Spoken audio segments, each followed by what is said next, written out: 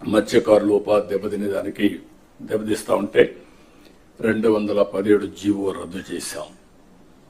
First time economic benefit ఇవ్వాలి, బీసీలు కూడా ఆర్థికంగా పైకి తీసుకురావాలన్న ఉద్దేశంతో గీత కార్మికులకి మద్యం షాపుల్లో 10% రిజర్వ్ చేశాం. ఇది కాకుండా అర్చకుల జీతాలు 10,000 నుంచి 15,000 చేశాం. నాయి బ్రాహ్మణ్ జీతాలు 15,000 నుంచి 25,000 రూపాయలు చేశాం. చేనేతలకు జీఎస్టీ ఎత్తివేశాం.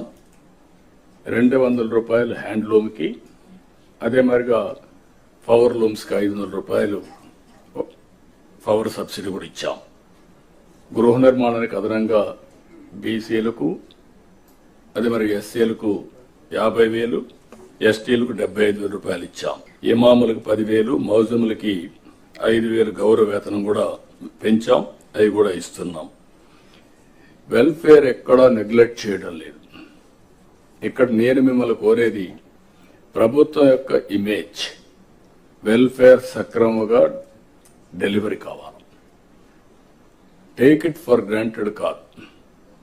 అందుకే అనునిత్యం ఏ వెల్ఫేర్ ప్రోగ్రామ్ వచ్చినా లాస్ట్ మైల్కి కరెక్ట్ గా చేరతా ఉందా లేదా, చేరే విధానం కూడా ఏదో భిక్షగాళ్ళకి మారిగా ఏదో మీరు దానం చేసినట్టు బిహేవ్ చేస్తే కరెక్ట్ కాదు.